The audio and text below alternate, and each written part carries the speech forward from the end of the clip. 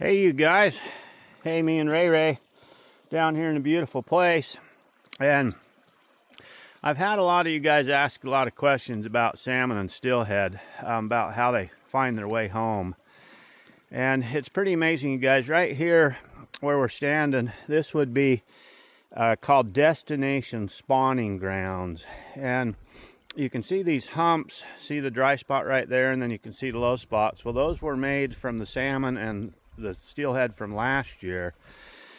But anyway, guys, it's and I got to tell you guys something. When the steelhead get to a place like this, they're safe as far as I'm concerned. When they're actually laying on their beds and they're laying eggs, I quit fishing for them completely. It's kind of like a baseball player hitting a home run. Once he hits that home run and he crosses home plate, he's safe. And not only did he hit a home run, but he's safe. And same thing with the fish when they get to their destination spawning grounds.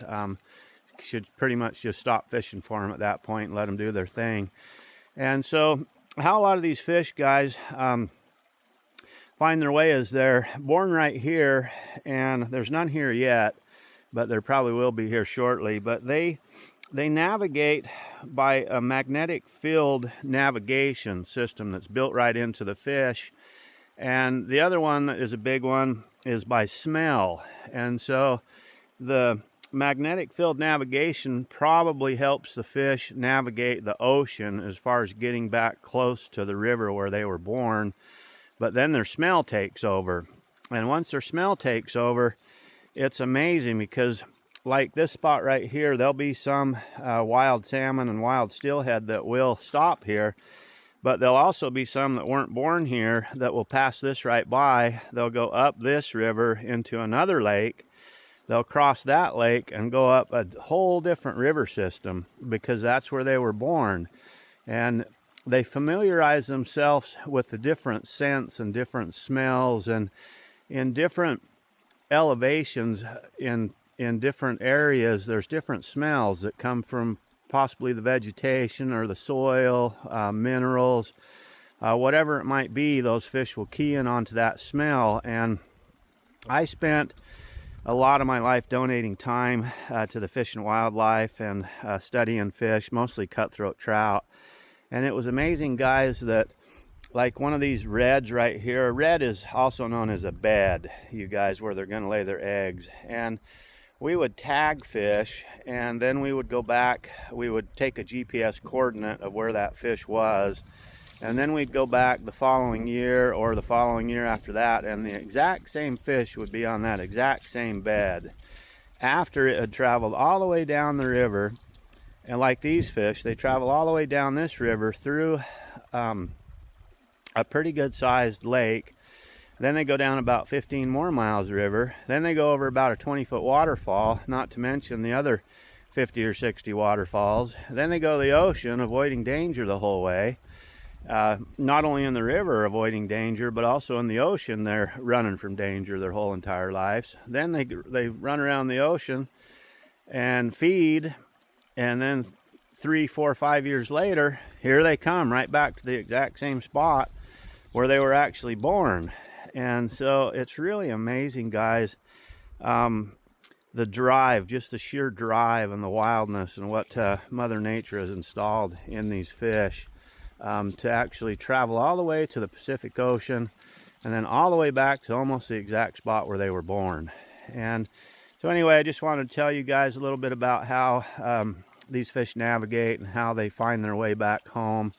It's just amazing to think that a little teeny tiny fish about like that big, a fry, will leave here and avoid danger all the way down this whole system. There's all kinds of predator fish in here, cutthroat trout, rainbow trout, Dolly Vardens, and they'll all be trying to eat these fish. Then when the little babies get to the ocean, they got to avoid whales and sharks and seals and and mankind is one of the biggest predators, guys. We do some good things for the resource, but mankind also does some not so good things for the resource, in my opinion.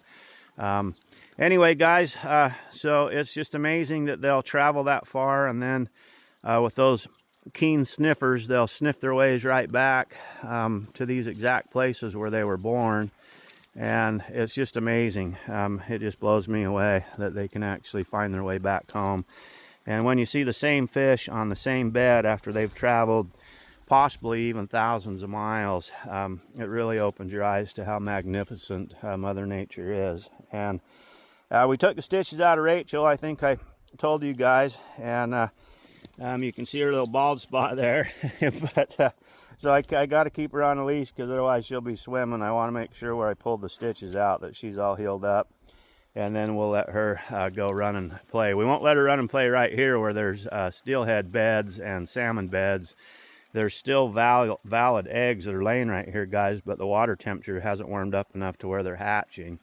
And when they do, I'll make you some videos of the baby fish hatching. But you don't want to disturb places like this where you absolutely know that there's could be millions of eggs right here in this little teeny tiny creek right here.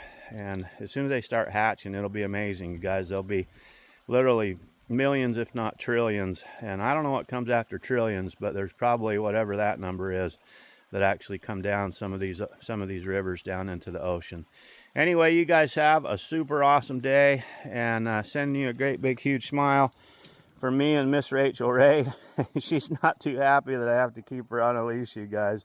You can see her little bald spot there. I called her Mohawk on the way up here, and if she could have given me the dirty bird, I think she would have. But anyway, you guys have an awesome day. We're just out for our nightly walk. I wanted to share another beautiful place with you guys, tell you a little bit about how the salmon and steelhead and a lot of other fish, not just salmon and steelhead, also a lot of your trout, and just probably a lot of fish that I don't even know about, use that same system to find their way home.